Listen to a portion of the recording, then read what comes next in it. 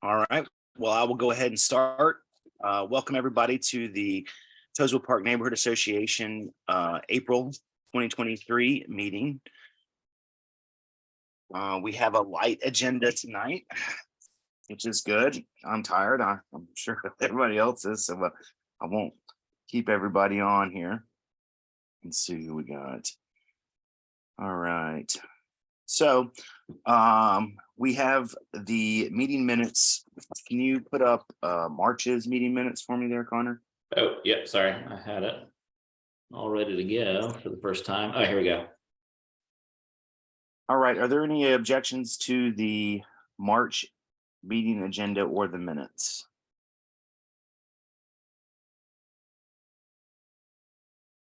Please raise your hand if you have any objections. I was typing away last month. Look at me. All right. Well, if there's no objections, then this will be voted in and approved by unanimous consent. And we will move on to our meeting minutes for this evening. Are there any objections to the meeting minutes for April the 11th, 2023?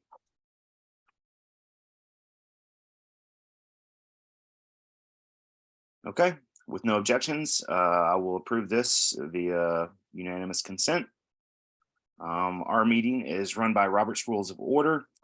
If you are a public official and you are on the call tonight, please drop your information into the chat. For voting, our requirements are that you are of 18 years of age, you either live in the neighborhood or have a business located in the neighborhood, and that you have attended at least 3 of the last 12 meetings in the last calendar year. If you have any questions, please use the raised hand feature at the bottom of your screen with the reaction button, and please wait to be called. I will start off with our public safety officer report. I know that we have been trying to get an officer to come. I was speaking with Carolyn Bush today regarding the developer up there, and she's actually out of town. Otherwise, she would be here tonight. She is out of the country, so good for her. Needs a vacation. So I don't see anybody here right now. We can circle back to our public safety officer report. Do we have any elected officials here this evening? Do not see anyone here. I will say that we did have a conversation. The executive board had a meeting this week with council member Winston. And we spoke about a few things going on in the neighborhood and how we could get some help and support from his office. And he has made himself available to us. And if there, are any comments or questions that you might have that we could, push over to him, please feel free to reach out to me. I'll put my information in the chat. Let's see here. I'm seeing regarding public safety, our public safety officer is not here tonight or at the moment. If someone does chime in, you can get a very extensive report from the NPUY, which will be next Monday. They tend to have more city officials and public safety officers attend that meeting.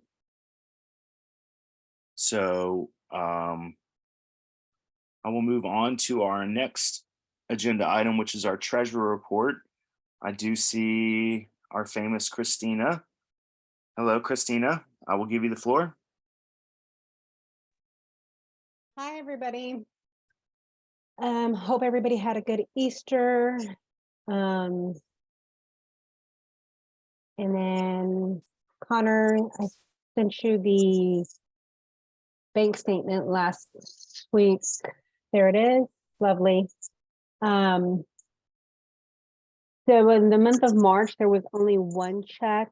That check number that you see, check number 618, that's $200. That's a reimbursement check that I gave to Nicole. Nicole has been doing the process of getting our permits with the city of Atlanta for our movie night on Friday, the 14th. So that $200 was for the permit for the city of Atlanta, and that was a reimbursement check. As you can see, we have a deposit dividend there of a whopping 333. But anything helps. And our balance as of March 31st is 19,431. Just know that we'll have more reimbursements checked for this month. I'm sure Taryn and Jacob and whoever else is doing the April 22nd event, I'm sure if there's anything that needs to come through, just let me know and I'll get you a reimbursement check. I know too as well, I've given another reimbursement check to Nicole for a second part for also the movie night on Friday, and that will probably show in the April statement. Other than that, I think that is it. And if yeah, just let me know for April, especially that we're coming towards the end. I know usually we do events and we have to always pay School Bank. And I know some of you use your personal charge card because it's easier, and then just let me know later and just provide a receipt, and then I'll get you a check. So if we go with one of those Ernest Goes to Camp or Scared Straight movies, that 333 I think will cover the Redbox or Blockbuster rental fee. Just throwing that out there. The 125 rental fee, yes. Yeah, we could watch a couple Ernest movies. I'm just saying. Yeah, What are you talking definitely. about, Vern? What are you talking about, Vern? But yes, just look for, we'll have more reimbursement checks, I'm sure for this month that I'm gonna be giving out. But yeah, that's it. All right. Are there any questions for our treasurer for the benefit of the body? All right. Well, thank you, Christina.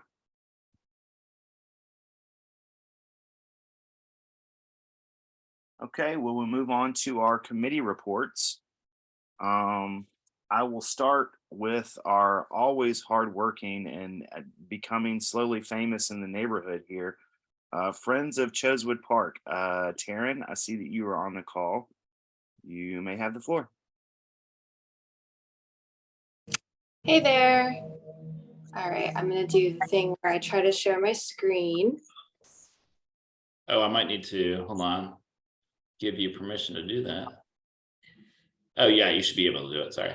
Let me stop my share. It said cannot while somebody else is sharing. Let's see here. Oh, now I can. Okay, awesome. Okay. All right. Our updates, we'll give more detail at our public meeting, which is going to occur this Saturday, April 15th at 9:30 a.m. On Zoom. You can find more information about that and everything else I'm going to discuss at focwp.org/events. I just wanted to give a few updates. We held our quarterly work day on March 19th, 2023, and we had 33 volunteer hours in the park. And the things that we accomplished was we weed whacked and leaf blowed the tennis court drainage area. We cleaned off park signs. We removed invasive plants throughout the trail area. We picked up trash. We removed a fence that had blown over in the park a long time ago. And we're working on getting that disassembled and in the dumpster. Joanna, who's actually a neighbor, she works for Park Pride. She did a recycling project with Pebble Tossers, which is a student club. So if you see recycling bins in the park, the students are actually, that's a temporary thing. The students are allowing folks to put their recycling in there, and then they're taking it to Charm. And we also sanded and pressure washed one of the walls that our mural is going to go on. And we tried to clean the tennis court and the basketball courts, though they need a little extra love next time we do our next work day. At the Park Pride conference, Friends of Chosewood Park was recognized with an Inspiration Award. I'll show in a video of me looking like a dork in the park when that comes available. We also signed a kudzu control contract with Trees Atlanta. We agreed to a 3-year contract with them, totaling $17,000. And that's going to be for 3 kudzu springs a year and manual work days over the next 3 years. And so we'll be paying that in your annual installments. And we hope to continue new contracts with them every 3 years for the next 12 years to get our kudzu levels down to manageable amounts that we can handle with just our volunteer work days. In addition to that, Trees Atlanta is going to be hosting Conserve the 404 event near the Eric Street entrance on Earth Day. So you can hop over to our website and sign up for that. It's really great that Trees Atlanta is focusing on our neighborhood and that we have a great partnership going on with them, because they don't have the time to work with everybody that wants to work with them for kudzu removal. So we're really lucky that they noted our commitment to the park and that they're going to be available to help us. Hey, Taryn. Yeah. I'm sorry to interrupt. I saw them there on Saturday when it was super rainy, spreading mulch. I think it was Trees Atlanta, and doing stuff in the park. Was that our doing, your friends at Chosewood Park doing, or what was they communicated with us about how they were going to do a mulch drop. I think what they were doing was kind of caring for the plantings that they did last year. So last year, Chosewood Park was one of the sites for their Plant Atlanta event. And what they did was they planted trees in each of the city council districts. And for District 1, Chosewood Park was their site. So now this year, they're coming back and just doing maintenance of the trees that they planted last year. And then this year, we're chosen for their 404 event, which is a little bit different. It focuses on our watersheds. And, our watershed, our stream in our park empties into Entrenchment Creek, which then empties into the South River. And so they're kind of focusing on the way that trees help the watershed. And so they're doing kind of invasive removals and sort of forest restoration services this year. But yeah, so great to know that they were in there, rain or shine. I felt terrible for them because it was so nasty on Saturday, but they were like, 20 of them out there. It was great. Oh, wow. Yeah, those, like, the employees and all the volunteers that show up are angels. So thanks to Trees Atlanta. And all right. So, I just wanted to note with that, since we are investing so much in removing kudzu in the park, and this will also contribute to better accessibility, especially on the east side of the park. Right now, it's very difficult to get into the park once it gets grown over with kudzu. So since we are investing so much, I am going to be monitoring the properties kind of adjacent to the park, and I will report people to code enforcement who don't kind of control their kudzu. And I have a really great story about that. One couple with an investment property on Nolan Street, I actually looked up their property information and tried to get in touch with them on Facebook, and was like, hey, your kudzu is getting out of control, and we're really trying to get this issue under control in the neighborhood. And they ended up coming out for all of our events ever since. They've been volunteering, and they helped spend a whole Saturday removing kudzu in the park. So that was kind of awesome that, they were like, hey, you know what, we realize that this is kind of causing a problem and we're going to work on it. We're also going to help mitigate some of the damage that's been done. So so just an FYI to property owners that I will be kind of, since, I've been sweating it out, raising money to do this, I'm going to be also making sure that our efforts aren't kind of compromised by folks not taking care of their property. As far as our Galt Street entrance and Unity Bridge, if Nicole's on the line, I think we're still waiting to find out if we've received grant funding. Do we know the answer to that? So the last email that I received was requesting some more information for us about the budget. It was not clear how to set up a way to contact them. So I've sent an email out to see if we're still able to facilitate any amendments to it and give them any more additional information that is they need. So I will let you know. Oh, awesome. Okay. Well, I just want to give a shout out to Councilmember Winston at this point in time, because, we do have funding set aside in the infrastructure bond that needs to be used by a certain point in time. And this is a big kind of complicated project due to the erosion in the park. And Councilmember Winston has really been on the Parks Department, and the Parks Department has been really responsive to us. And so we met with a vendor in the park last month to talk about getting a new concept that's within the money that we do have. And so I'm really hopeful that the city is starting to really take ownership over this project and get it done, because the backstory is that the activation date wasn't set until 2025, and that's just not good enough for us because the reason being that the money needs to be used within 5 years of 2021. So we want to make sure that this project keeps moving, and Councilmember Winston has been really helpful with that. And so I'm finally feeling hopeful that we have a plan to do it within the money that we have, and that hopefully we'll get a concept back soon. And from there, then we'll be able to talk actual, breaking ground dates. Same thing with the playground. The city has been very responsive, in large part because Councilmember Winston has taken a big interest in this, to us replacing the playground and expanding the playground area. And so we met in the park as well, and we have formed a playground advisory group with neighborhood parents. And so we hope to be meeting in the next 90 days to give the city feedback about 6 concepts for different playground designs that they provided us. As far as our tennis court mural project, we're also playing the waiting game.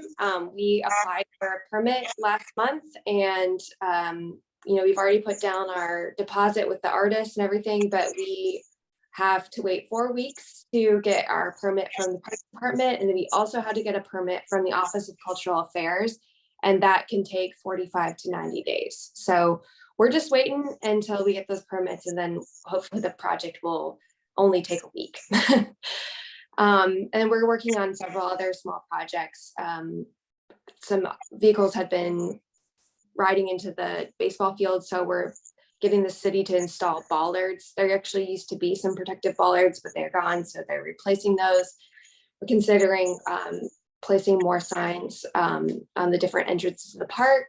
We're looking at, I went and walked with the parks person, talked about curb cuts and sidewalk leveling to make it more accessible for people on wheels. And we're also still discussing lighting and replacing the benches and a pavilion. So we're just have kind of a lot of pans on the fire, and hopefully some of these will really come to fruition soon. And then I just wanted to point out our events coming up. And I'm gonna go here to our website and just show you that we have some Earth Day events, the Trees Atlanta one, like I said, and then the Saturday after, we are doing a bird walk with ATL birds in the park at 8 a.m., followed by a City Nature Challenge event with Park Pride at 10 a.m., where we can go around and identify different plants and animals and fungi in the park. And then on May 7th, we're having our annual fundraiser. So we have a lot going on. Just visit focwp.org/events, and hopefully things will slow down after this busy spring season. Thank you. There's always so much going on, Taryn. It's too much right now, but hopefully it'll slow down a little bit. It's all exciting stuff though. Are there any questions for Taryn for her Friends of Chosewood Park committee? I have one question. Have you had any more conversations with Toll Brothers about possibly doing any type of retention ponds up closer to their site? Or, stormwater collection? We had a meeting with developers in the city. We asked them for an investment into the bridge, and it was followed by an epically long silence. So no, not really. Based on our efforts to get them, they're putting in a little trail into the park, and we are trying to get them to widen it from 4 feet to 8 feet. And we can't even get them to do that. So I think I'm not really hopeful about getting them to do something either on or off their property that they're not required to do. They also haven't, really been available to donate any further. So that's not really something I think I'm gonna spend a lot of my time and resources trying to get, because I don't think it's gonna be an easy lift. Yeah, that kind of answers my question, and I'll circle back to this one because it's part of the agenda tonight to come up with a community development updates, to bring people and start these conversations, because each one of them has something. I mean, Toll Brothers has not only their erosion issues, but we have to figure out some way to address the cemetery that they're about to landlock in, as far as access goes. So um, I will continue that conversation with their their higher ups, along with trying to reach out to the rest of the developers. I just didn't know if you had any more conversations or if you'd gotten any real traction. And I guess it's the same thing I heard last time. Crickets. They gave you crickets when you asked for help. So Yeah, I think they did make a comment to APS about us not rezoning into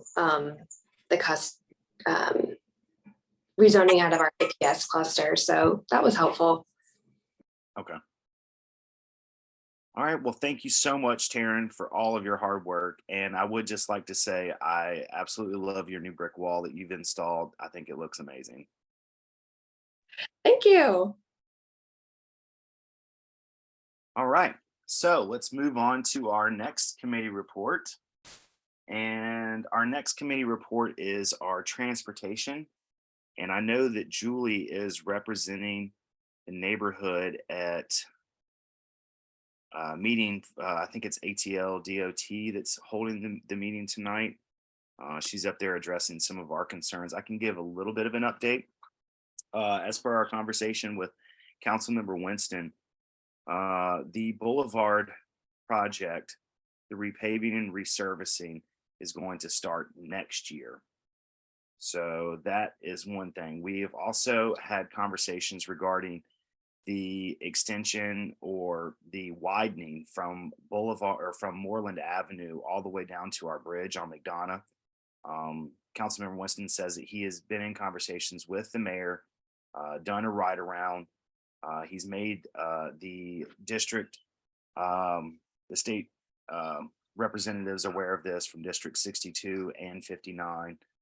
And he is currently having conversations with the federal penitentiary and the new warden as far as possibly being able to help us with widening of this roadway.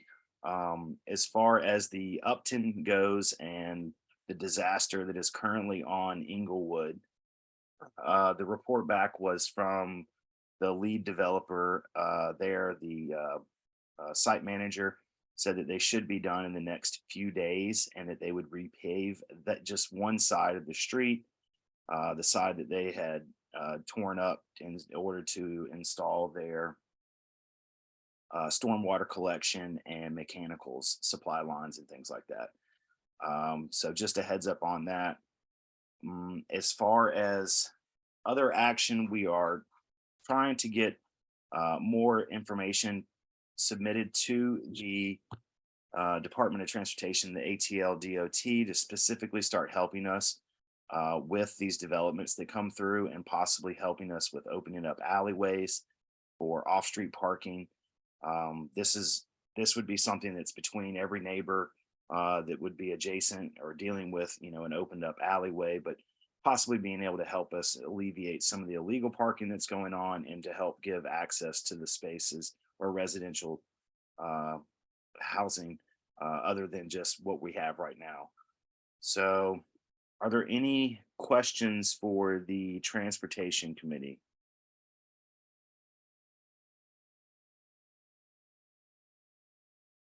One more thing I do want to update is that I believe that there is talk right now of installing a new stop sign at the intersection of Nolan and Grant, because we're getting a lot of pass-through traffic There's been complaints about the Department of Watershed trucks driving fast through there. I just heard about this last week with the city council member there. So I don't know if that's going to take effect or if that is something that they are possibly pursuing, or it's just an idea. I'm not sure, but he said that he brought that up as far as the stop sign goes on Nolan and Grant.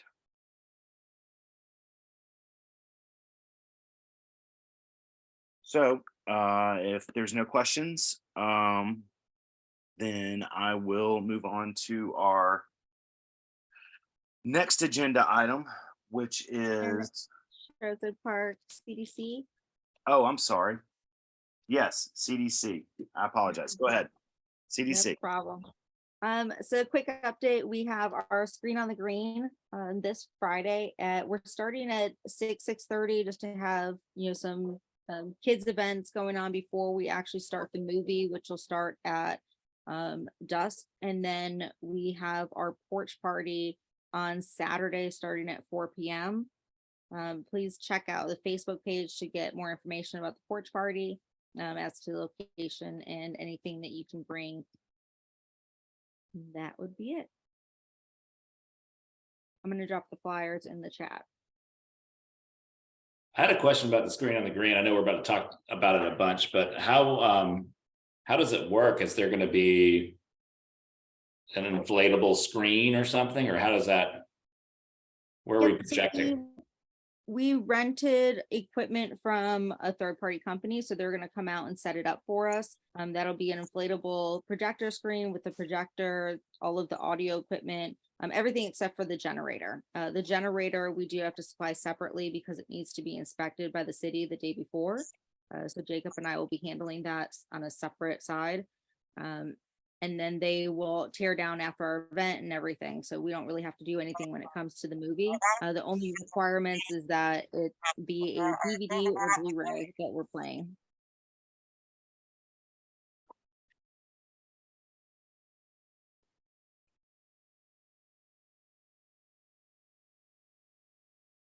Any other questions? I like the flyer.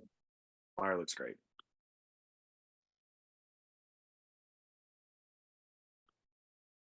Just a reminder too, it's tax season. CDC is a nonprofit. I'm going to play Paul here since he's not here. If you would like to make any donations to the CDC as a charitable donation, the information is listed on the friendsofchosewoodpark.org website.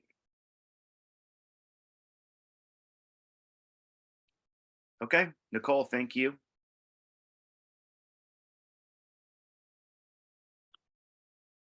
For the report.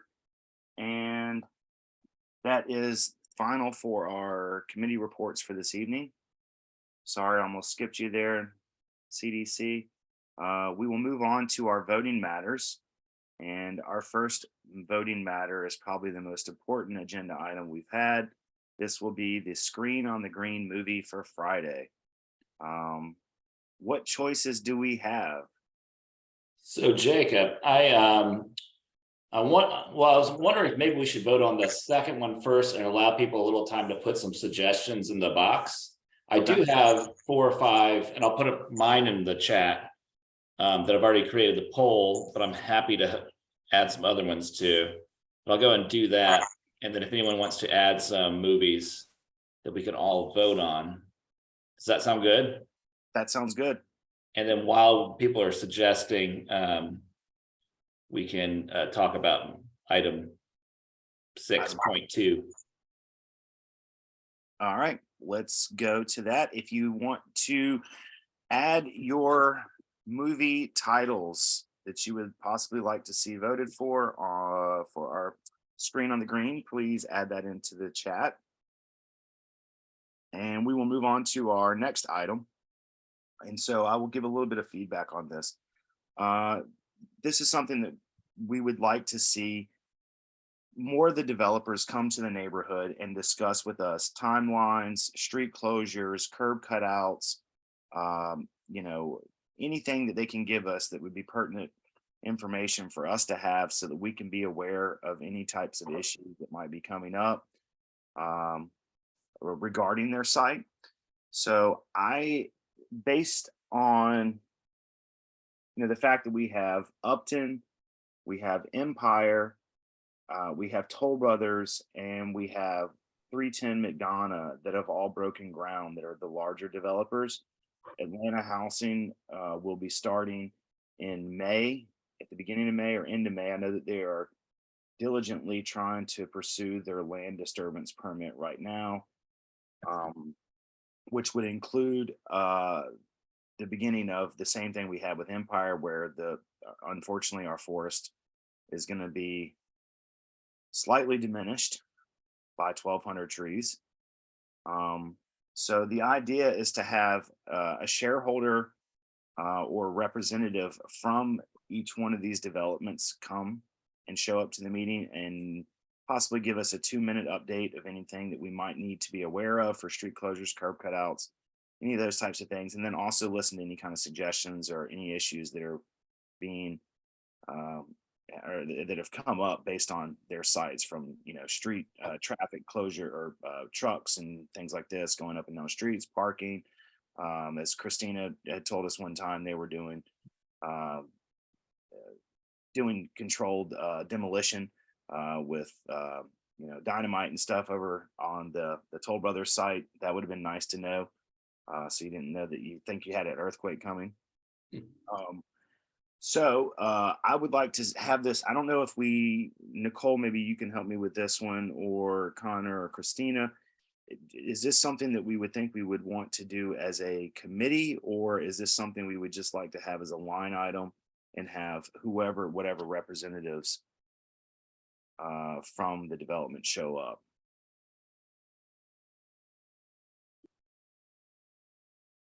I mean, I'm open to either way. I think that having, specific people as the go-to, and which might be best to have it as a committee, just so that others that are not on the executive board can be a part of it. But I'm open to suggestions on this. As am I. Does anybody want to make any suggestions on whether we should do a committee or we should just reach out directly from the executive board and ask representatives to attend? I'm open either or as well. I'm on the executive board, so either or. Connor? I feel the same. Well, I think for the sake of what we're already dealing with, I would like to have a committee so that they would be able to, we could delegate to them and they could take that and use those contacts. That would be, kind of like what we're doing with the other committees, with our traffic committee and our Friends of Chosewood Park committee. Okay. Do we want to have a vote? Is that? Yeah, I would like to make the motion that we begin a new committee development update or a development committee. I'll second that, and I've got the vote ready to go. Okay. So the motion on the floor is. So what would we call this committee? I'm sorry. I was just going to say, I think we should call it the Community Development Committee. So technically, the CDC is the Chosewood Park Community Development Committee, because they're not a corporation.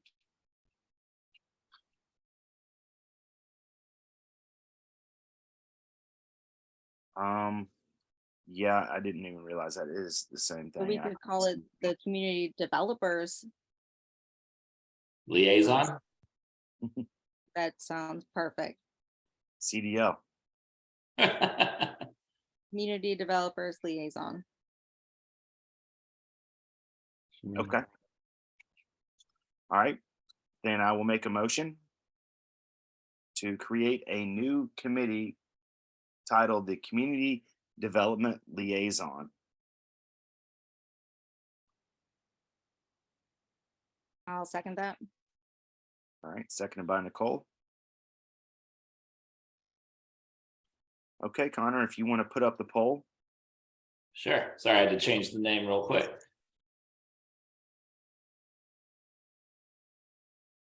It's kind of worded weirdly, but you guys get what I'm saying, I think.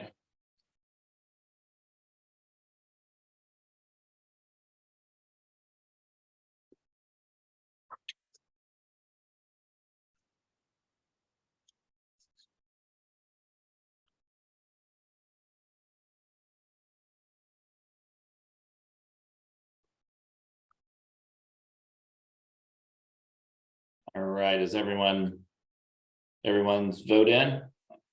You got 7 votes in. Please put your a name of anyone else voting in your household in the chat.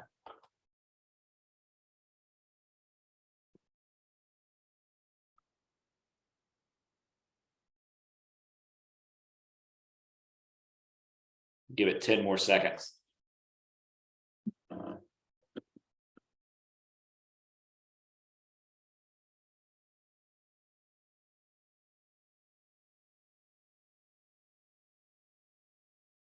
All right, I think that might do it. We are unanimous and yes, creating this community developers liaison and having it be added to the agenda in months to come. All right, perfect. I guess we will, as the executive board, try to figure out who to put on this committee to help be the representative. Okay, let's move back to the big ticket item, the Screen on the Green movie choice. So we have a few, and we have Soul, Hook, The Goonies, Princess Bride, Encanto. Encanto. Encanto. Thank you, Connor. No problem. Oh, and Star Wars: A New Hope. There we go. That- There's a good one. That might sway me. Let's see. That was a good suggestion. All right, so just so you know, if you put your vote in the chat, I'm only going to count the poll that's about to come out. So you need to you'll need to vote again when this poll launches in a second. Are there any other suggestions for movies?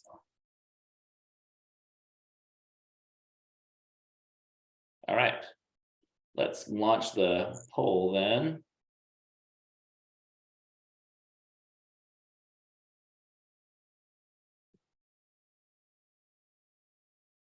That's a tough one. There's a few good ones there. I know, I don't think I can vote, which is unfortunate. So I launched it. You can, you just have to put it in the chat. Oh, is that okay with you guys? Yes. Anybody that is host or co-host is unable to view the poll when it's launched. Oh, gotcha. Okay. So we got an extra for Soul in the chat. Oh, wow. May the force be with us, perhaps. All right. Well, who knows? We got.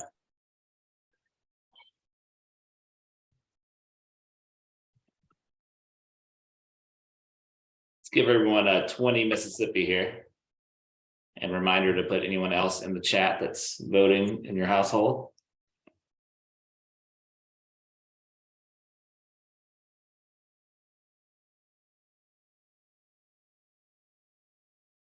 I forgot to start a timer. I'm gonna give it another 10 seconds. When it feels right, we'll end the poll. Yeah. When the movie that we wanted to win. Are we sure there's not more Goonies people out there? Just kidding. Well, I'm gonna go ahead and end it here, if that's all right. So just keep in mind. So I'm gonna put mine in the chat here. I'm gonna vote for. I think Star Wars would be really fun. I love the movie Soul. It's a great suggestion. That should maybe be the next one. So Soul has 3, and then that would make Star Wars 5 votes. Am I missing anything? So it looks like Star Wars would be it. Star Wars: The New Hope. Yep. Or A New Hope. Okay. Yeah, that's episode 4 of the original, right? Yes, that's one of the originals. I think, is that the first one? Is that the first Star Wars? I believe it's the first one. Okay. And that's age appropriate for everyone, right? I mean, for any kids, I'm assuming. That was the first movie I saw as a child in the movie theater. Really? And what is the backup vote? The one that got the second most votes would be Soul. Got 3 votes. Star Okay. Wars got 5. Because, as I stated before, we do have to play a DVD or Blu-ray. So if there's for any reason that we can't get a copy of Star Wars, we will go with Soul as our backup. I'm gonna be disappointed if I dress up and I get a outfit and Soul comes on. Jacob's dressed up like Princess Leia, and we don't even have the DVD. It's terrible. I did the buns and everything.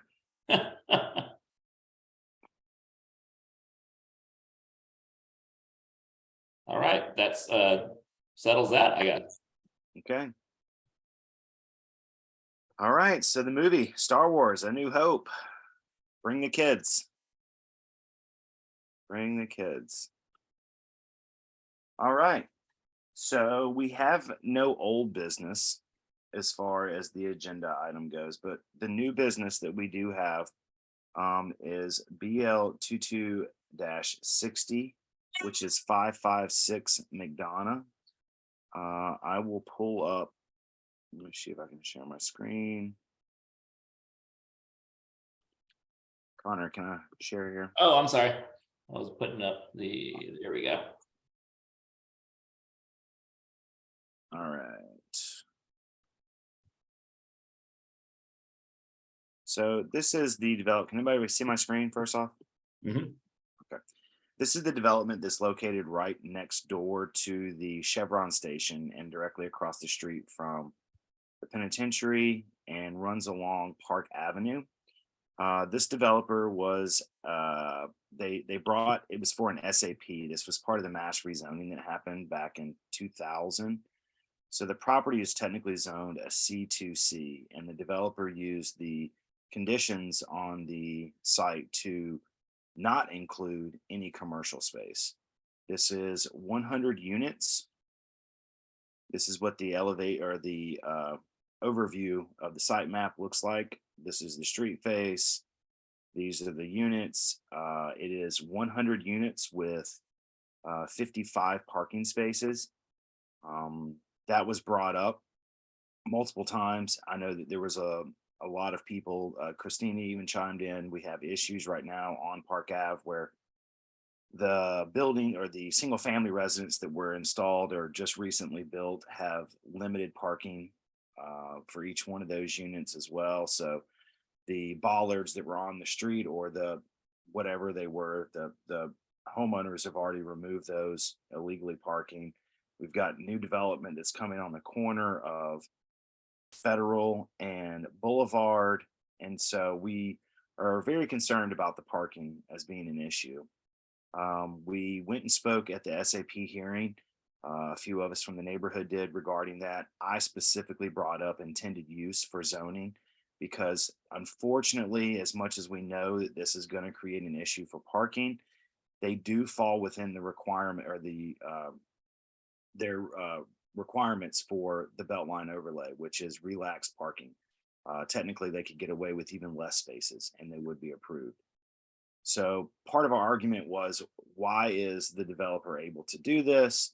Why is the ATL DOT approving this and without looking at the other conditions that are imposed on the site? And our biggest issue that we have is this is a commercial corridor. This is, specifically set up as our charrette that was done in 2011, showed this as a commercial corridor. We all know that we have a serious need for commercial. We would like to see commercial in this particular development. And we, after speaking with the city council member, Jason Winston, because the SAP process does not go back before the city council for a vote, it literally doesn't, they don't even have to really come to the neighborhood. They're able to go directly to the city department of planning and get approval there along with the other departments. So we made an effort to try to have them hear our voices as a neighborhood. I've heard nobody is in favor of this. Everyone is in opposition. So we are looking to seek legal counsel to help us. There are a few things specifically cited. Number one being not using the intended use of the zoning. Being a C2C, there should have been a minimum of some commercial space located within this building. The same thing that was happening with Upton, where no commercial space, 100 units plus, there should be some commercials. So this is something that the executive board has discussed a little bit, but I wanted to bring this up to the rest of the base this evening and see if there were any objections to us trying to find legal counsel to have the developer manipulate his site plan and massage his site plan in order to help us with the McDonough Boulevard possibly being expanded with the DOT project, possibly using the alleyway being opened up instead of using it as their setback, and to try to adhere more to our CDC comprehensive development plan, or CDP, that was approved by the city council in 2021. I see a hand raised. Marco Morris. Marco, you have the floor.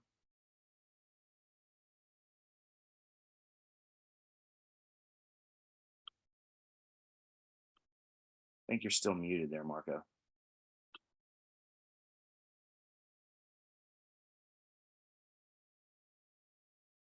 Okay.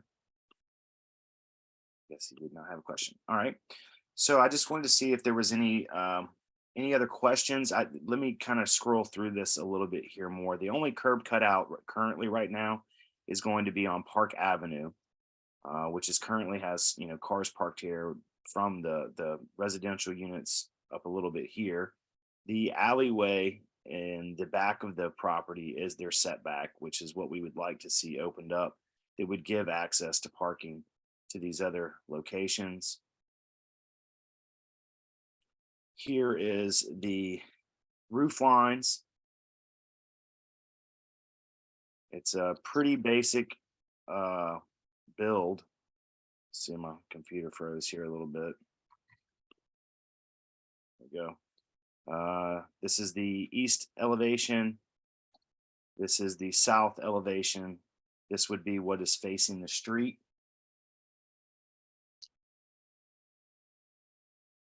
This is the west elevation. And this is the north elevation. So this is the back of the unit. So the graphic and the rendering, this is their elevations that they're currently showing. Marco, you have your hand raised again. Did you? Yeah, I had to adjust my volume. Sorry about that. So I live on Federal Terrace, and I know exactly where it is. As I think back in the day, it used to be a convenience store or something like that that's facing the penitentiary. I had spoke to, I think, one of the developers that were fixing the other finished construction already over here, and I was told that they were going to be single family homes, which was I was in favor because. Like everybody else, it's already since the construction of the five homes over here, parking has been even street parking has been an issue, or I might have to move my truck or my car from out in front of my house because the garbage people are trying to come down, or who's ever when they're doing the maintenance and stuff at the end of the street, they have issues because our street is so narrow. So, but you have cars parked on both sides of the street. So that's going to be an issue, but I was just wondering why they keep trying to flood apartment complexes and not single family homes? Because we have that development, the old Gladstone development, that's supposed to be designed for that. And then they also put in some stuff at the corner of Grant and McDonough and a lot of other places. So why is it they're trying to, it's going to be too much congestion with the apartments and stuff? I'm more in favor for single family homes. I think that'd be a better investment in the community. I agree with you 100% here, Marco.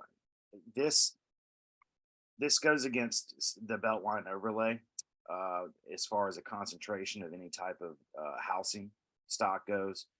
We brought that point up with the Beltline, Lynette Reed, and then also with Councilmember Winston. Because of what it's currently zoned and the fact that we have our neighborhood is located within an opportunity tax zone, and we are also within the Beltline overlay. So developers see that as an incentive to do affordable rental units as compared to ownership or single family housing. So that's why we continue to get inundated with large developments like this that quite honestly, I feel like there's not a lot of thought put into the process. It's build it as quick as we can for as cheap as possible, get it rented out. We'll take the subsidy money up front through the form of, lower AMI rates, and we'll be profitable. We can turn around and sell it in 5 to 8 years or 10 years, whatever they're required to for their tax exemptions and for their funding. So that's the unfortunate side. But as far as the neighborhood goes, I feel like we have a legal precedence to set here with this type of developer, because I don't know if anybody is aware of this, but we did have a meeting with the, I guess their representatives that came and spoke with us back in November of last year. We specifically asked them a lot of these questions. They had zero answers for us. They said that these were all questions that needed to be addressed by the owners. We asked them to set up a meeting with us, and their response was they don't need to meet with us. There's no reason for them to talk to us. And they moved forward with this project. I relayed that information to Councilmember Winston, but because it's an SAP process, it doesn't go before the city council for approval like zoning does. So because they're adhering to the muni codes and the restrictions for the Beltline overlay, they were able to be passed by the Department of City Planning. And I think that, that was a mistake by the city department, because this developer has missed the mark on numerous line items for our comprehensive development plan. We specifically asked why that doesn't carry a weight regarding these types of developments. They say that it does, but yet we haven't seen anything change as far as the new types of sites that are coming online. As far as any manipulations or massaging of the sites to date, the only developer that has worked with us, and it was out of necessity, I will say this, was Atlanta Housing. The Michaels Group has promised us commercial space. Atlanta Housing has generously donated for the Unity Bridge and for a park entrance. They have also helped us with tree preservation along the park where they're adjacent to with their property, and connectivity. So they worked with us because they needed that letter of recommendation in order to get their funding. When we have developers that have their own private lenders and their own private money, they have zero interest to talk to us, listen to our recommendations or concerns, and it's business as usual.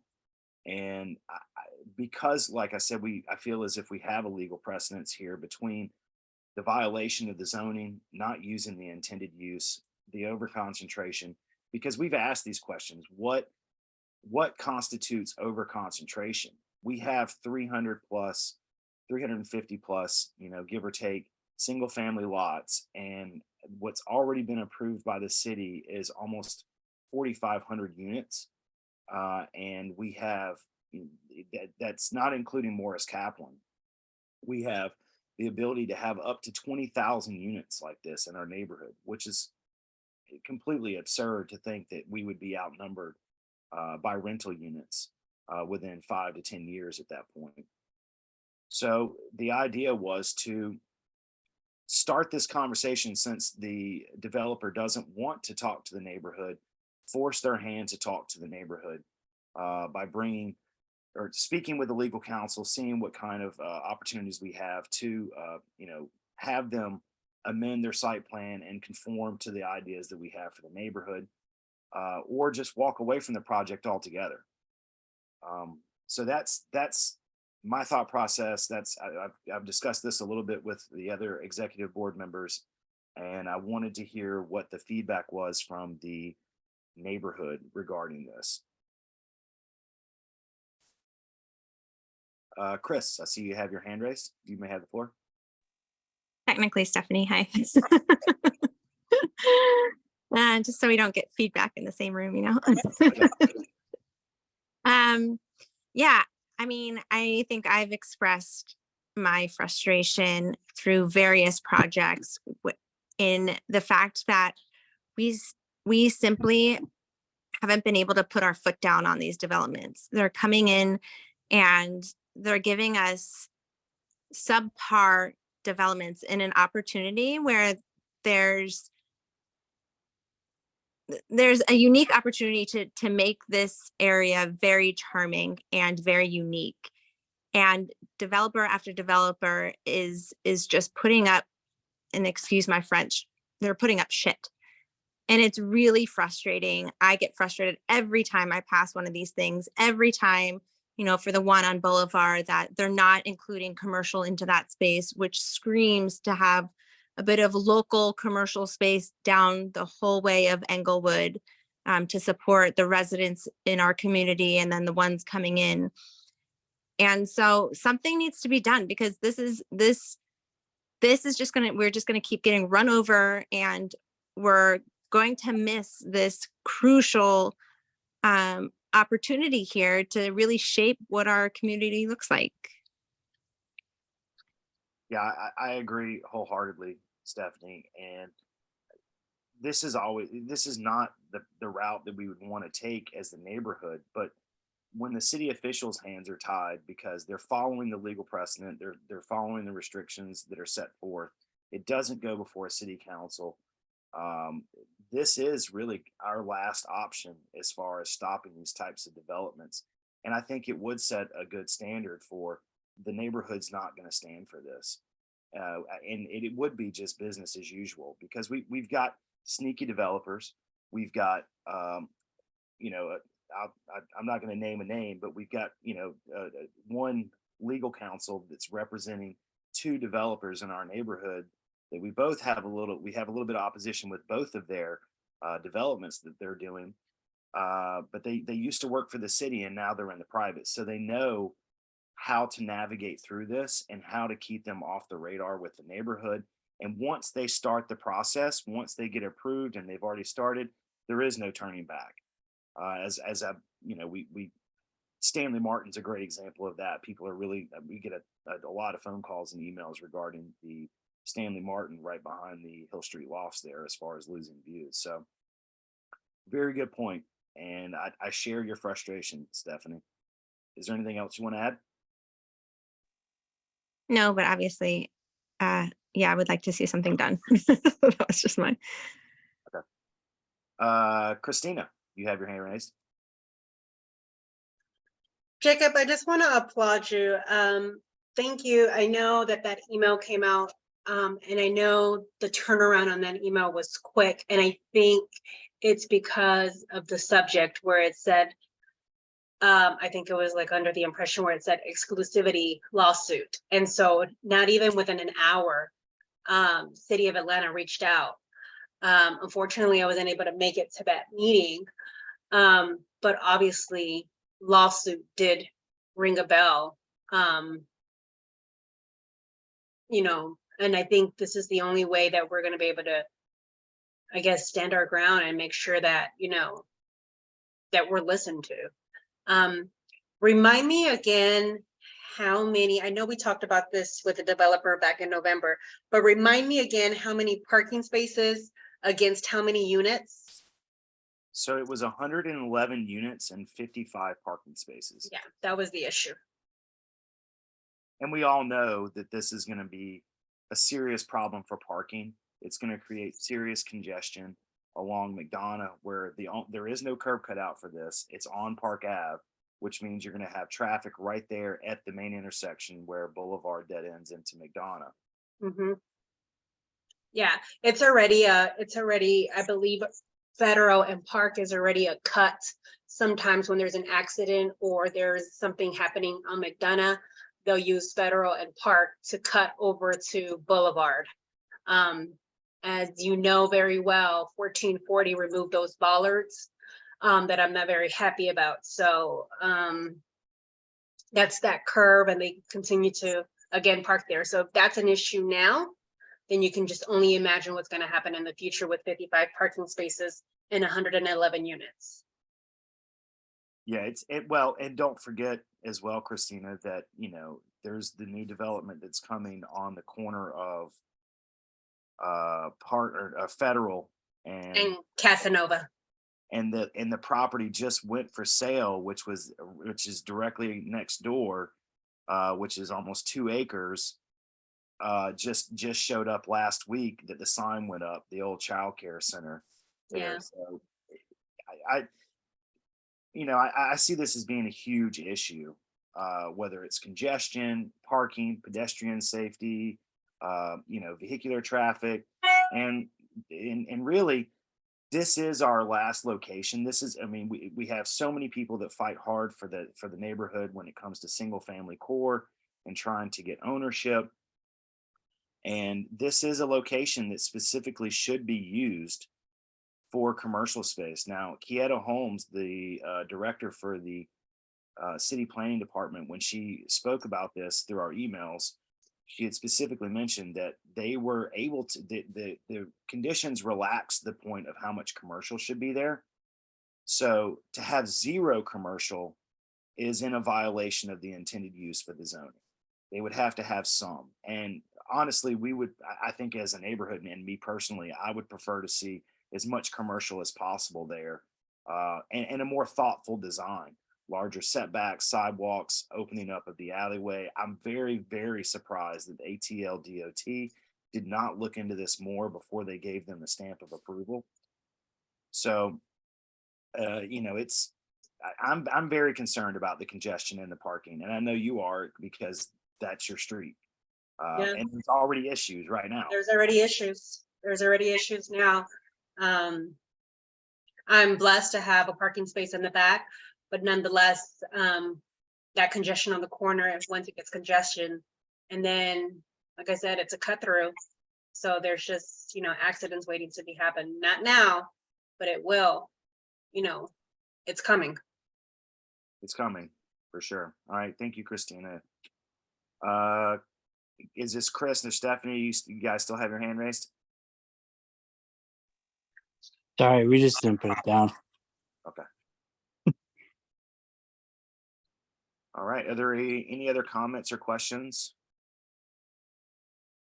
Marco, you have the Yeah, floor. I just had one more question. So with all of the development, I thought we had, when we was discussing all of the new development that's already come up about this, it was trying to make this a walkable, I guess, a walkable community. And how you going to have that with all of this congestion with, with cars and emissions and all that stuff. So I thought we had something in place with that, because we were in that overlay as far as with all of the Beltline stuff, like how it's like we're moving away from that. Yeah, and that's a great point, Marco. We brought that up, that specific point. How are you supposed to have a walkable neighborhood with no commercial spaces and no business and nothing but residential and rental units? If you put in a neighborhood 20,000 units with no commercial space, now you've created a serious problem with traffic and congestion, not only for the new residents coming in, but our existing residents. And then there is no walkability. That's the whole point of the Beltline, is to be able to walk from your home to a business, for entertainment, for food, beverage, and even have the kids being able to walk to school. A truly walkable, safe, pedestrian neighborhood can only exist with multiple types of housing stock and a commercial base. And we are going down the path of neither one of those.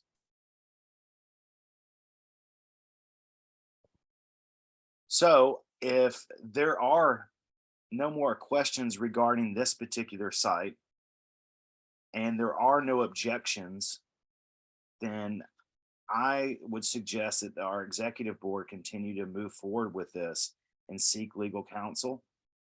Free legal counsel first and foremost is what we're going to look for, because I know that we don't have the funds to be able to throw at this. I'm not sure what kind of legal battle this would be, but to at least start this conversation and start going down this pathway to help us with protecting our neighborhood from, quite honestly, unwanted and irresponsible developments. Okay. So on to our last agenda item, the closing statements, announcement, community questions and concerns. I would like to just bring up real quickly the site that we had a few complaints, and actually multiple complaints regarding the property at 310 McDonough, and also the property at, it's actually two properties, two parcels. It's 1321 Hill Street and 300 Milton Avenue. It is the triangle lot where Milton and Hill Street come together. Silt fence, erosion stuff, illegal cutting of the tree, to take down the tree. I'm not sure if they actually have permits for what they're trying to build.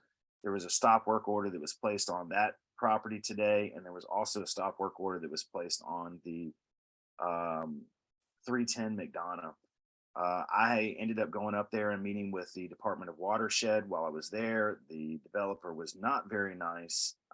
He was quite rude to the city officials, would not give them his information. So we did end up having the police come up there to help us with the citation.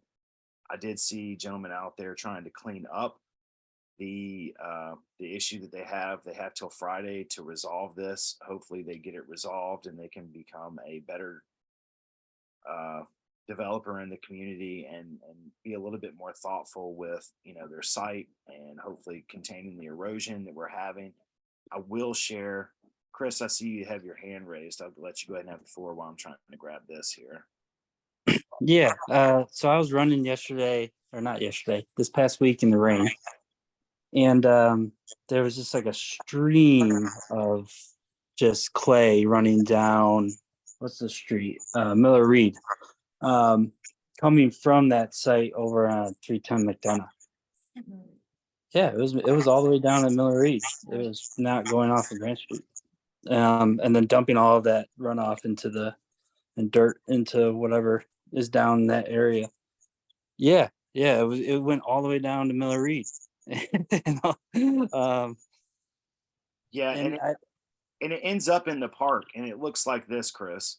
And this is why it's an issue for us, because you know, it starts here, makes its way all the way down Miller Reed, and let me see if I can share. And this is what it looks like in our park. Now, this isn't 100% this developer, but this is partly from Toll Brothers. This is, you know, partly from 310 McDonough. And you can see all the sediment that's building up on the banks. And what this is doing is making the stream go further into and cutting further into the banks, creating more erosion, taking down more trees. So this is a serious issue. And I know that Taryn's been fighting really hard to try to get this addressed. It seems like it's such an uphill battle. But this is the time, as Stephanie had mentioned earlier, this is the time for us to start addressing these things, trying to take care of this and have the developers be more responsible. This is a huge amount of money to have this cleaned up. And the developer's mindset today, when he talked to me, was pretty much F you in the neighborhood. I can do whatever I want. And that's not the type of relationship we want to have with these developers. We would like to be able to have, you know, conversations with them without calling code enforcement, without having to call the police. But the reality is, where do we get this back? How do we get this back? This is tens and tens of thousands of dollars in cleanup, and there's no citation for that. There's no, you know, so I've continued to have this conversation, and I will continue with Makita Browning, because this definitely needs to be addressed.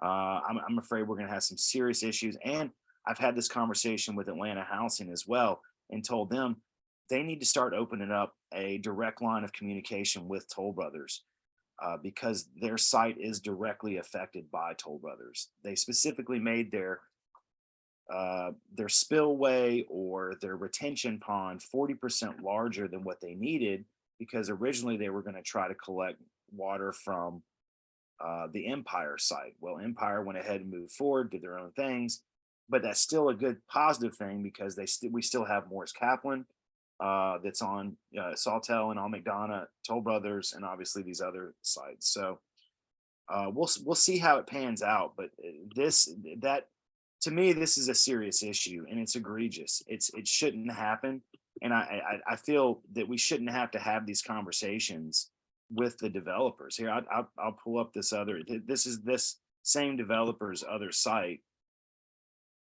Let's see. This is the site on.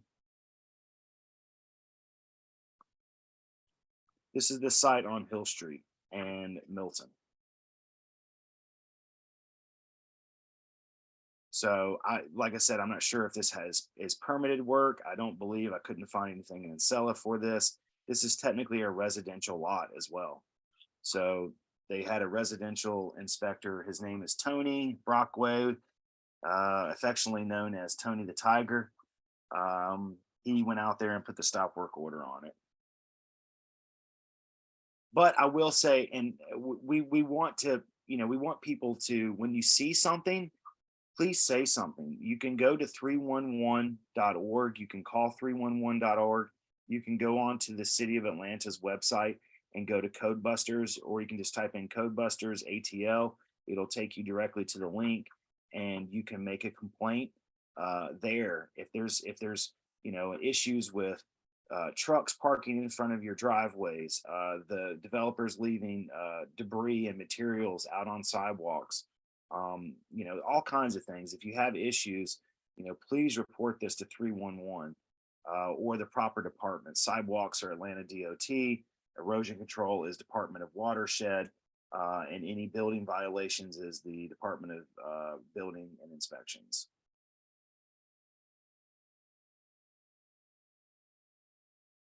All right, are there any other questions or comments or statements that anyone wants to make for the benefit of the body regarding Chosewood Park for our April the 11th, 2023 meeting?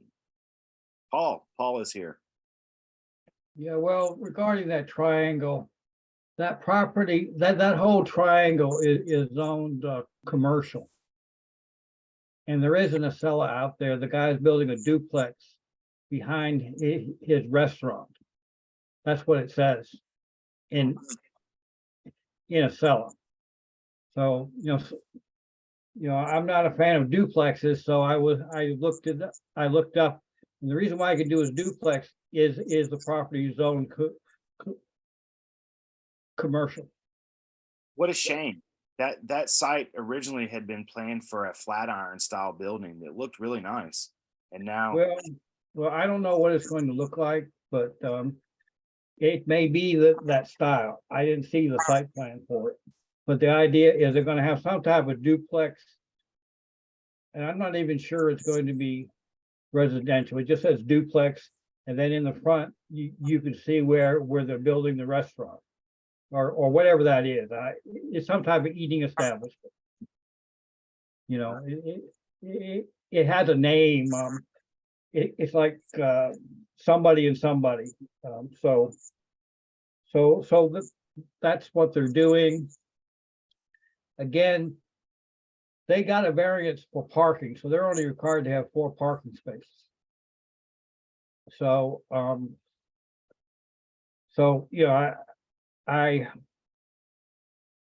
was passed by the neighborhood a couple of years ago, and I didn't get a chance to oppose the reduction in parking, but the neighborhood knew it was going to be reduced to 4. But again, this is all this urbanist ideas that you don't need parking. What do you need parking for? And this is the problem that I have, and this is what I brought up, Paul, with Councilmember Winston, is I feel as if the departments are not communicating with each other.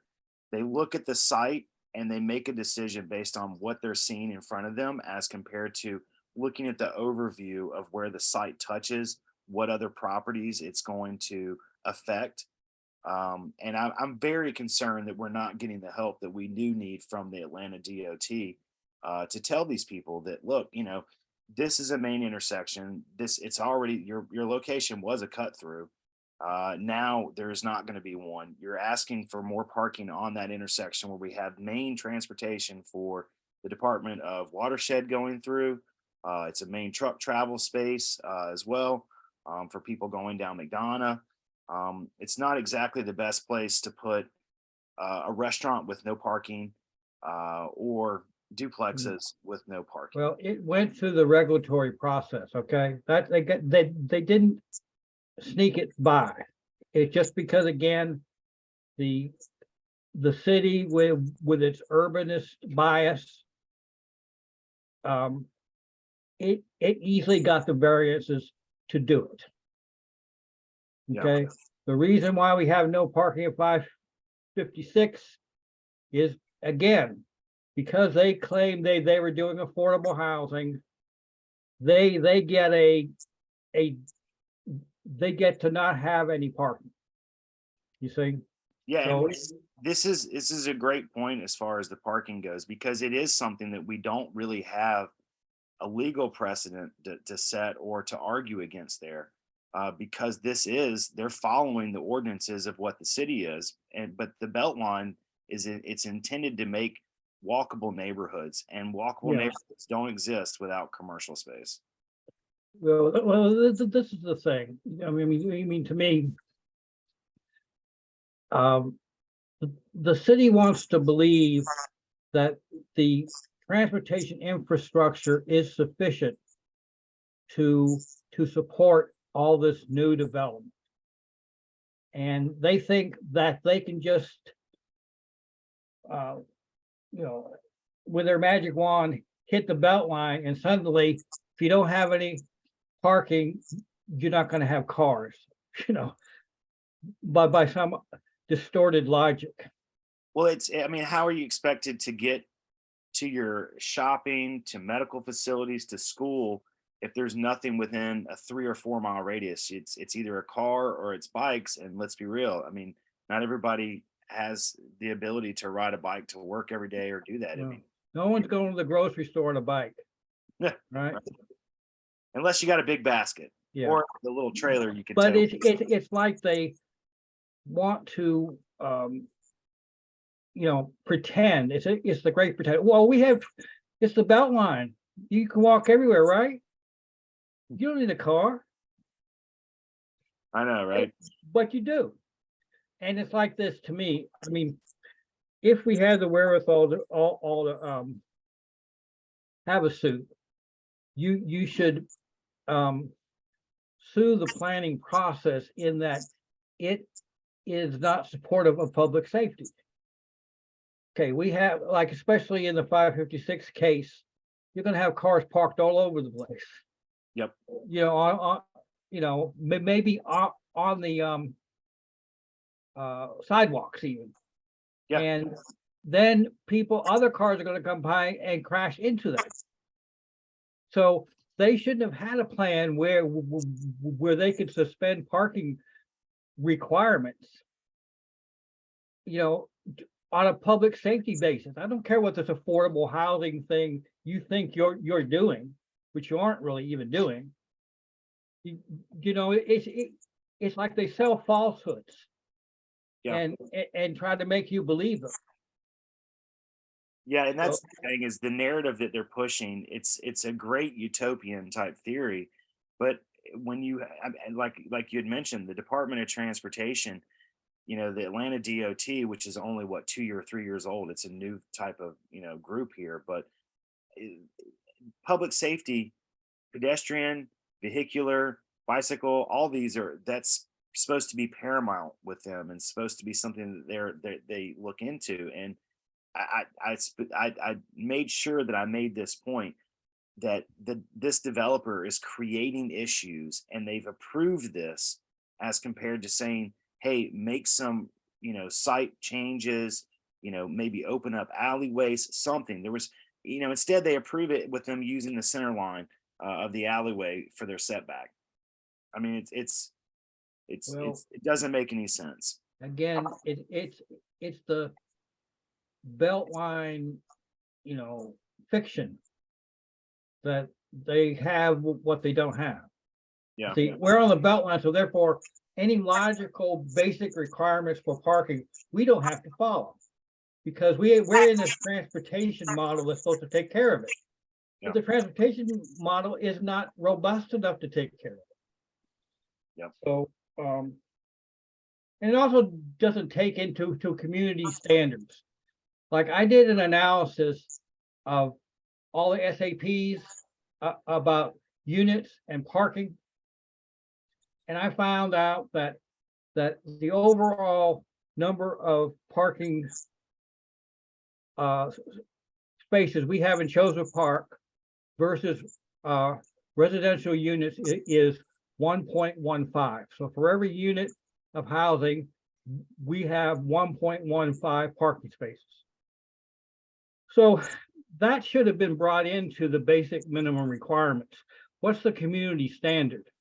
Now, obviously, everybody else in the whole area, even though all our residential units are in the Beltline, thought they needed at least one parking space per unit. So why do we have some guy who is putting in 0.5? That's just a joke. Yeah. I know. I agree with you, Paul. I really do. And me and you need to have more conversations. I would love to have you come out and help us with, maybe being a bulldog and a champion for some of these things. Well, I don't know. I mean, unfortunately, like all our problems come because, we zone things MR because otherwise they would have been a junkyard. That thought process, that ship has sailed on us, and that was a tough. That's how we got. But if you remember, at one time they wanted to put an auto salvage yard where the GM plant was. Well, I will tell you on that site, and then I'm gonna let Matt have the floor. Mr. Abernathy here, he's had his hand raised for a moment. There was a developer that had called us. I think it was a year and a half ago, and it was the lawyer for someone that was, a potential buyer for this 556 location, and he said, "Hey, we're just trying to fill out the neighborhood.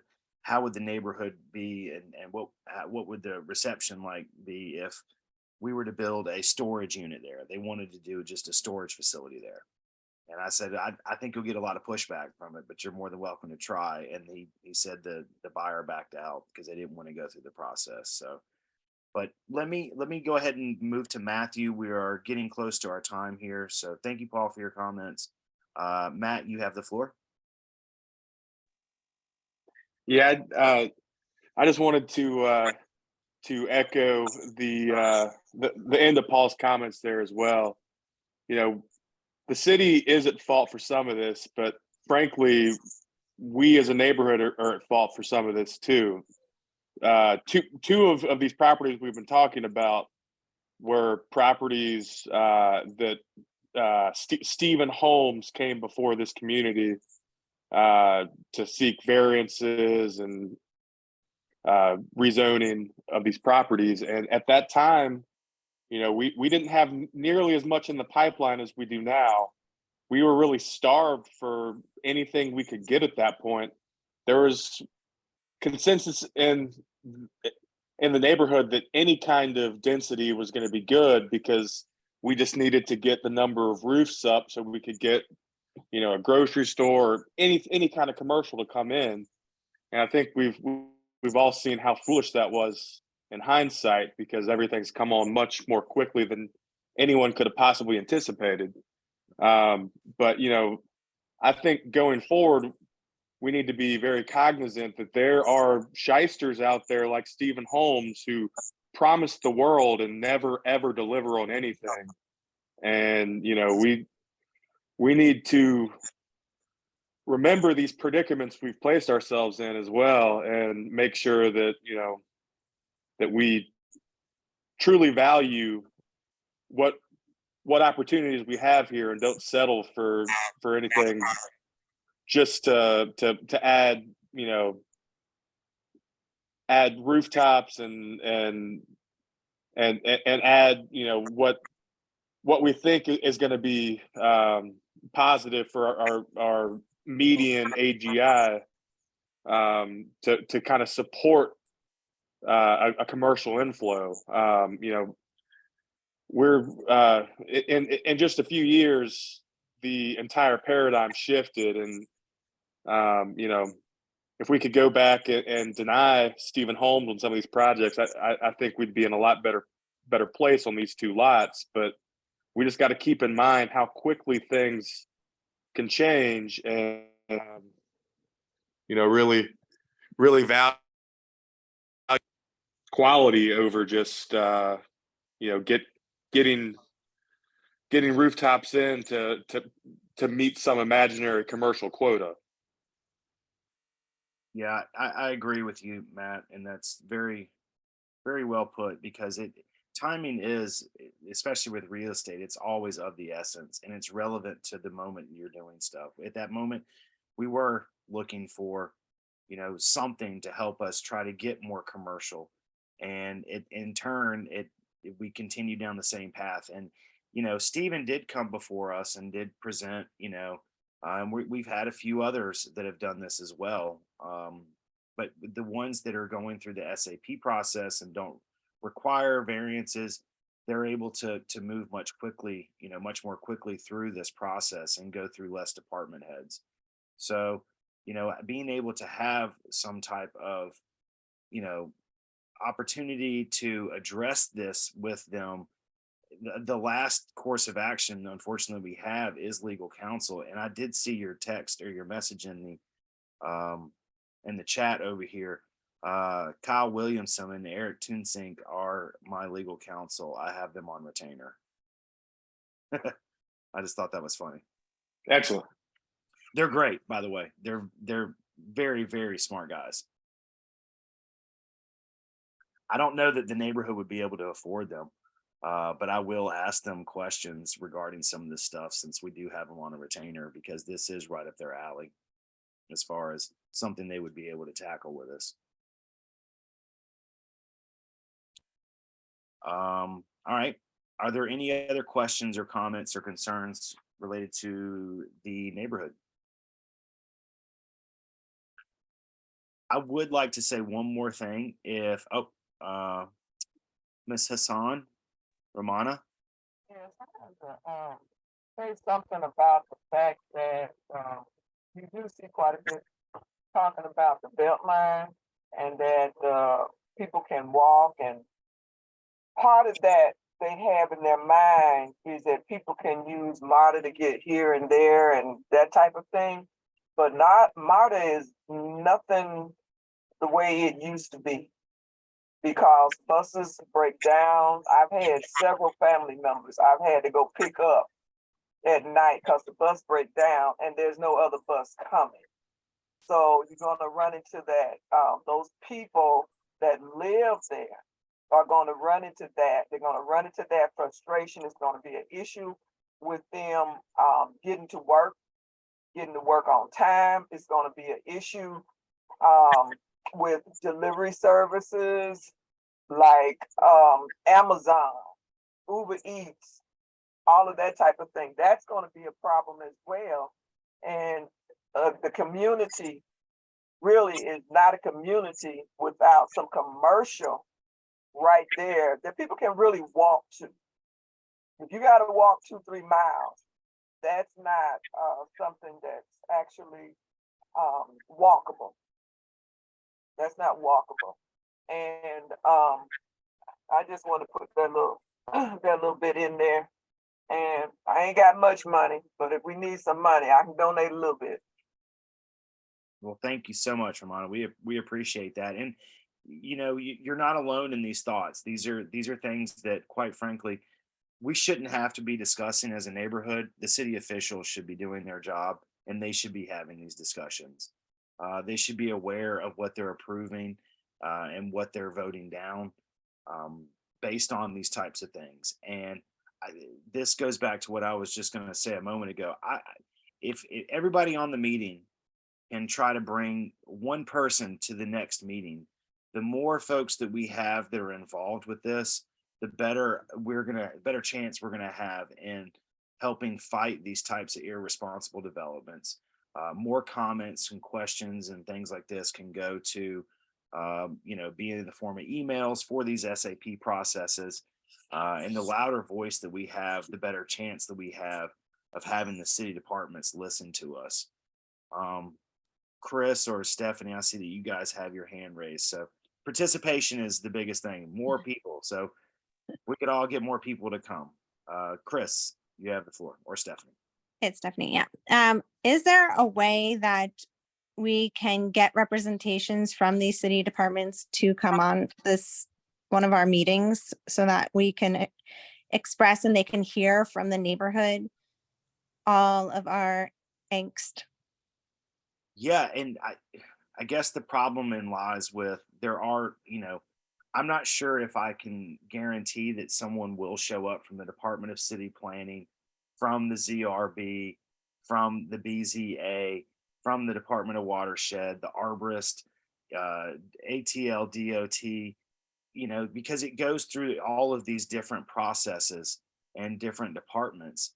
I thought we did a great job, Stephanie, as far as writing our comprehensive development plan. We spent months on that. Everybody gave their feedback, and this was approved by the city council in 2021. So my honest opinion is, this should all be carried out. I mean, it's very thorough with the information we put in there for pathways, sidewalks, commercial space. We don't have a precedent or a legal standard on being able to, make them do ownership, but exterior facades, all these types of things. We addressed all of that in our comprehensive development plan. And I raised that question with the city planning. Are you guys not looking at this? And if you are, then you're clearly ignoring it when you approve these types of developments. So I can Yeah. add one. It doesn't hurt to ask to try and get as many people because it would be great to put them on the spot. Well, that's partly why I hate to have them come on and berate them. It's not necessarily berating, but it's like, this is a concern of ours. How can we improve on this with you? Like, how can we help you? Is this plan something that you can't use, or what can you use from it? What can't you not use? Or how do we make it easier for you and take that route? Whatever it is, they need to know that, look, this is a team effort here between your building departments and between the neighborhoods, and we need to come together and figure out a plan to move forward that makes sense for everybody. Okay, I will add that to my list of things. I appreciate that, Stephanie, and I don't disagree with you. I think that we do need to have more city officials attend these these meetings. Thank you for that comment, Nicole and Connor. I hear you. Let's wrap this up. Nicole, you will be the last comment for this evening. Go ahead. You have the floor.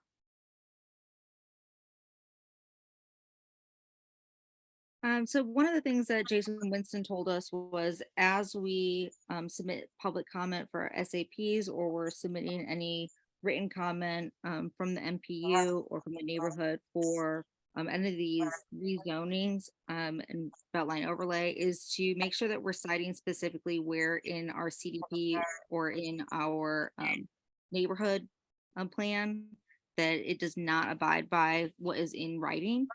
So if there's any time that you're reviewing it and you see that, there's something that does not abide by it, we can pull, that specific written information in the document. That really helps them to see where, that it should not be approved. They're not going to take the time to review the document and go back and forth between the two. So unfortunately, it means more work on our end as a community and, on the MPU level, but it is worth it in the long run. Yeah, thank you for that, Nicole. That is correct. If we can cite specific issues that they are uh, not conforming to, or they're, blatantly breaking, that line item that we have in our CDP, the municipal code. If you can find something in there where they're not adhering to the muni code, or a blatant, violation of, public safety or something like that, that um, we can bring up. So the more that we can put out there as far as specific citing on that, that's a good point there, Nicole. Very good point. And then, the more that we have, if everybody in the neighborhood wrote their grievances, on the issues, I think that this would give the ammunition to council member to go in and say, hey, Chosewood Park has all these letters. This is all the information. This is almost every resident in the neighborhood is written about the issues that are being brought about with the new developments. And he can help, have this conversation not only with, the mayor, his higher up, and also with the departments that would be, directly approving these types of developments. So with that being said, if I could play the music from Dave Chappelle, the wrap it up music, the music that you're supposed to be walking off stage with. Wrap it up, B. That's what it was. Wrap it up, B. Wrap it up. The Oscar wrap it up music. Yeah. Yes, that's it. That's it. Well, thank you everyone for attending tonight. I greatly appreciate your time, your comments, and your questions. Please feel free to reach out to the executive board, or if you have any other, more comments or questions or concerns. And please bring more people to our meetings. The more people that we can speak with, the more people can be informed on what's going on in the neighborhood, and they can, give us their input and hopefully some insight. And maybe we might find somebody that can help us with some solutions as well. So that would be great. With that being said, I will make a motion to adjourn the meeting for tonight. Seconded, and may the force be with everyone Friday, right? Yes. Everyone should come to the screen on the green. All right, this meeting is adjourned. Thank you everybody for coming out tonight. We greatly appreciate it. And I look forward to seeing everybody, maybe even costume, I don't know, at the screen in the green. I know that I'm going to try to wear something to at least be festive, because I don't get out much these days. So I'm going to have fun. Thanks, everybody. Thanks, guys.